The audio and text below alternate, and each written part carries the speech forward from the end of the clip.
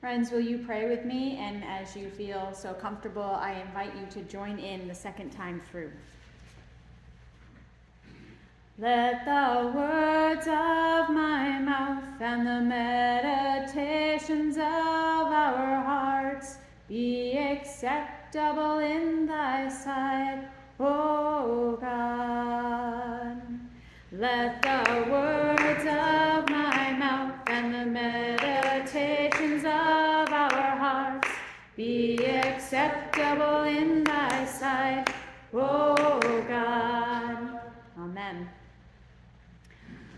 We continue this week with our Be the Church series, focusing on the phrases that are on the banner that hangs in front of our vestry, phrases that have been put out by the United Church of Christ and put on bumper stickers and t-shirts and all kinds of stuff. And we're going through each of those phrases. This week is one of the 2 weeks that we're using a phrase that's not on the banner. Just a little editing, maybe. And we are remembering the past. When I think of this phrase, remember the past, I often think of a symbol, which is, I think of it as a symbol, but it's a word, it's a Twi word from the Akan tribe in Ghana, and it's Sankofa. Any of you know that word or have heard of that? I've seen the symbol. It's often a bird sort of looking over its shoulder. And it means go back and get it. And it's this idea that there is nothing wrong with going back to the past and bringing forward what you have left or what you have forgotten to the present with you and carrying it forward. And so I think about the church. The church is often a place that remembers the past very well, or at least thinks it does. And we have lots of ways to help us remember our past.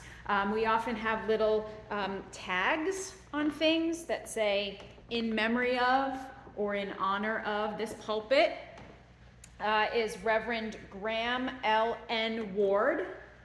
I apologize that I did not look at our list of pastors to see when he would have been reverend here. But assuming he was one of our reverends, we have this memory. We have this quilt. Let me tilt. There we go. Folks who watch this later.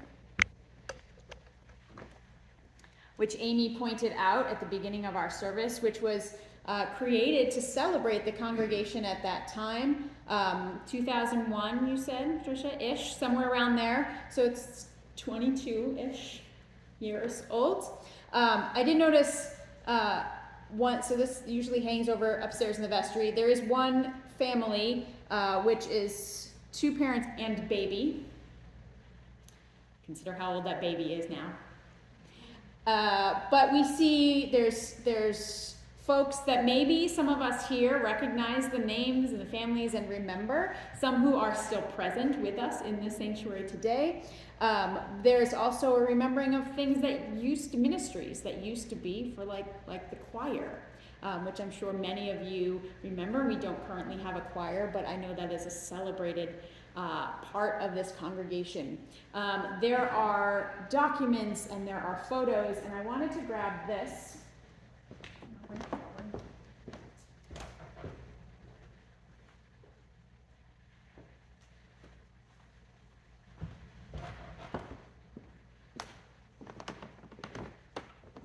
Thing. We can show this on the camera too. All right, so most of you have been over to the vestry, have been next door to the vestry, where there is a very large version of this hanging up in the entryway.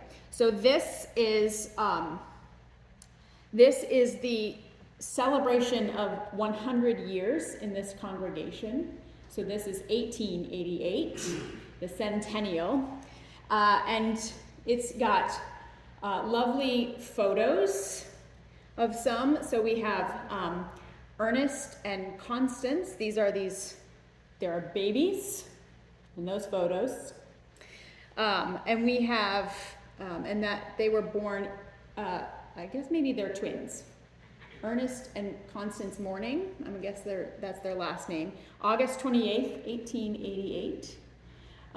So they were, I guess, celebrated as being born in the Centennial. We have the second meeting house, built 1820, dedicated 1825, October 25th, 1820, and moved in 1851.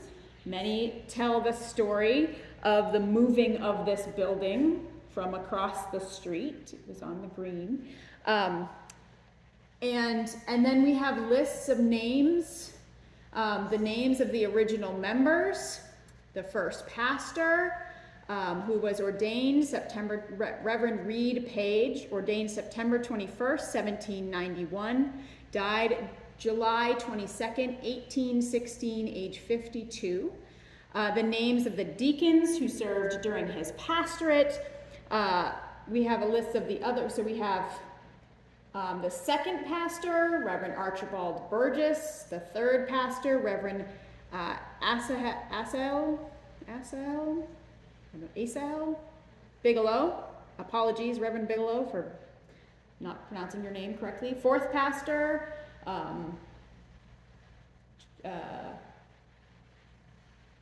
don't actually see the fourth pastor's name. I'm sure he's there. Fifth pastor. All right, so we have a whole list of pastors, and we have pictures. I love looking at these pictures when I go over to the vestry and looking at these faces and thinking of the faces in the current congregation and just wondering, who these people were and what their stories were. Because one of the things that I think we're missing so often when we remember the past is stories. We have names, we have dates.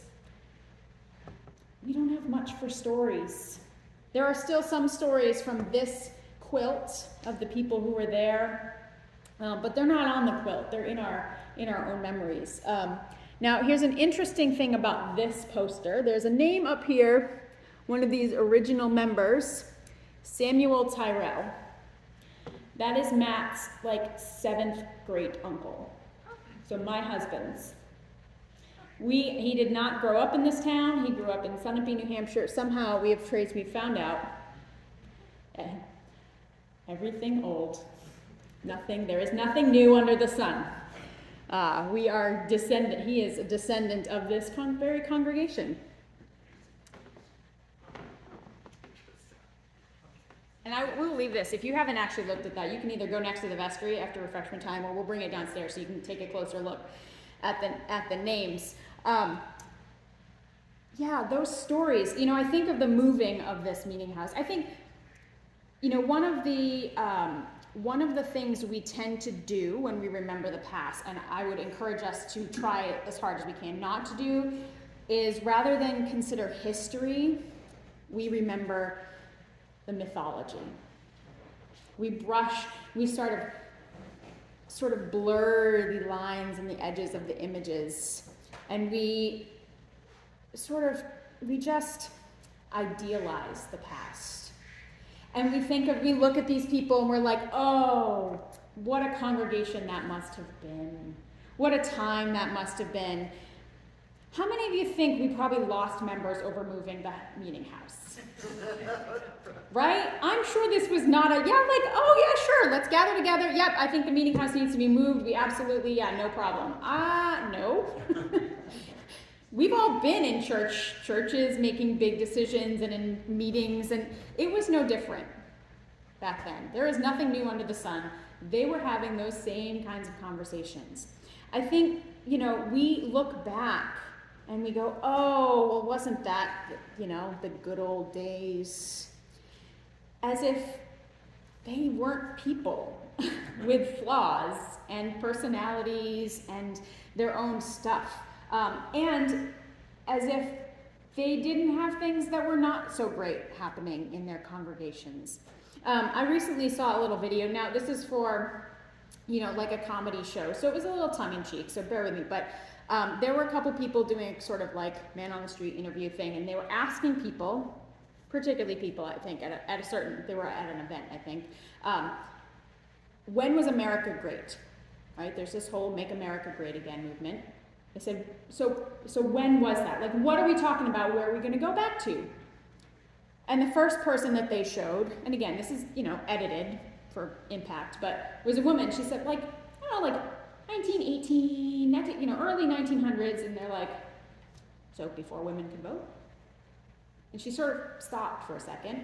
And then they asked someone else, like, oh, maybe like 1950s, somewhere like that.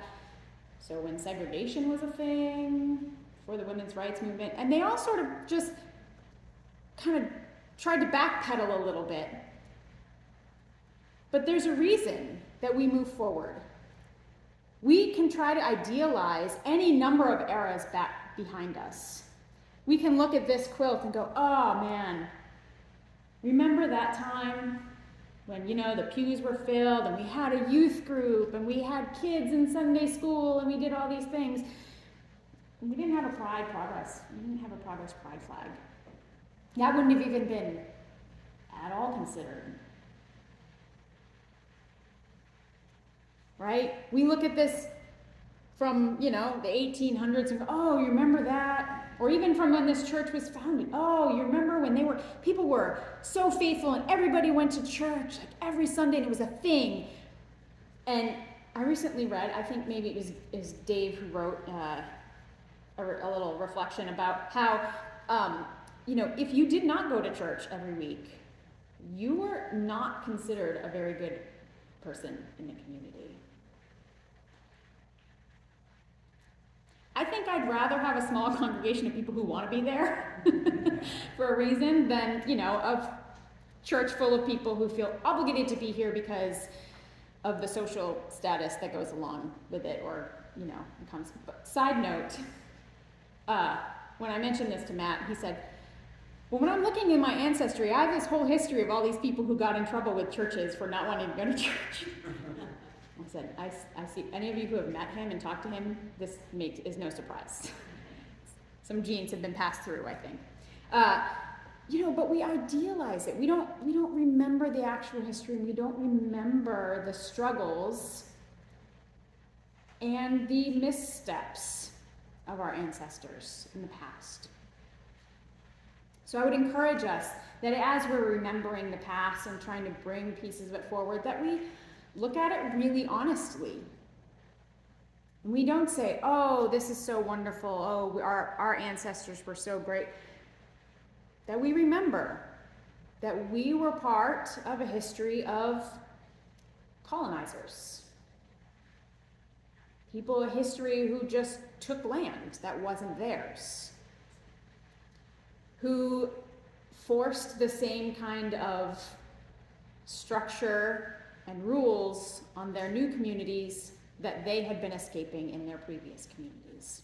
And this goes long back, beyond just our Puritan and Pilgrim congregational ancestors, but even if you look in our long biblical history, if you look to the Israelites, there were many, many times where they were a people without land, so they took the land that others were residing in God's name. They were the oppressed, and they were the oppressor. And that is part of our history that we need to acknowledge. The second thing I think we should do as we're remembering the past is expand our idea of memory and remembering. Consider who is doing the remembering. Are we remembering our own personal stories and histories? Expanding that a little to maybe the stories and histories that have been told to us by our older generations, by our family, or by our elders in the congregation. Are we reading writings from previous generations? Expand that. Who wrote them? What didn't get written down? What stories are not being told? And then even go broader than that. I was in my Eco Preacher cohort this past month, and we had this amazing visitor, guest presenter, who I actually went to seminary with. So it was lovely to have, on the little Zoom chat, to have this pop up. He was as excited to see me as I had been when they announced that he was going to be our speaker. And he does a lot. He's now a professor at our seminary, professor of worship. And he was talking a lot about sort of ecology and liturgy. And one of the things he said was, think about the history of the place of your church, and not just the people.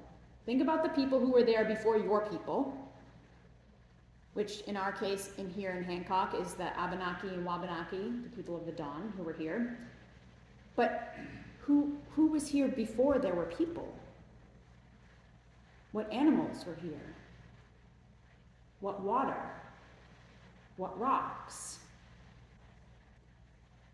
And I love this question.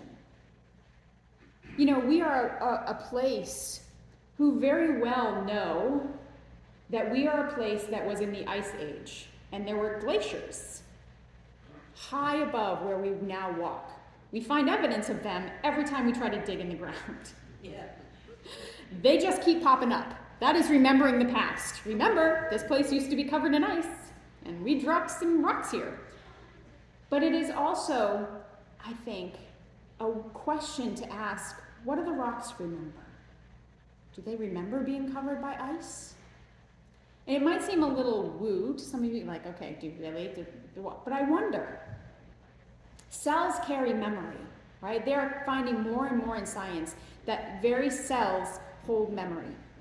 The cells of our bodies, which leads me to wonder, you know, I talked in a previous sermon about the air that's circulating is the same air that the dinosaurs were breathing.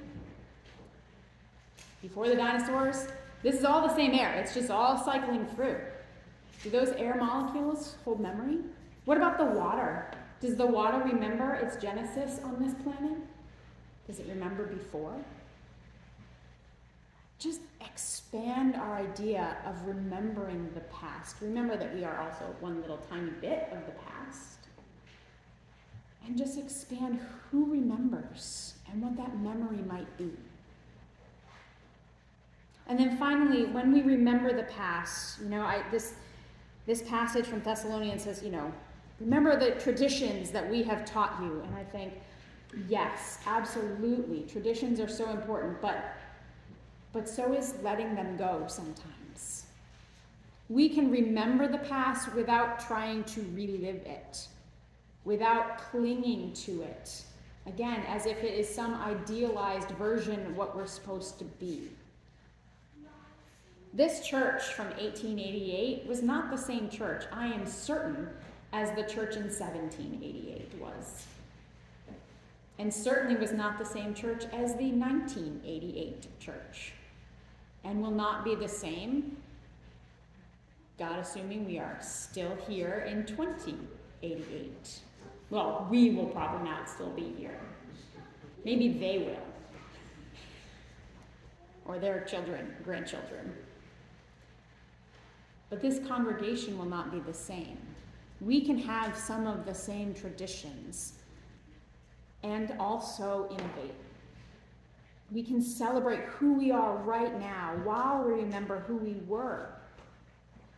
While we bring that forward with us and continue to move.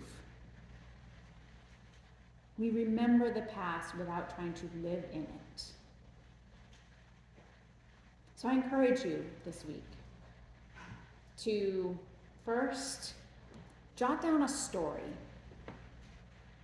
from your life in this church. Whether you are new to this congregation or you have been here for most of your life, jot down a story that we might want to remember, that we can offer to the future generations. To look around you and consider what the world around us might be remembering.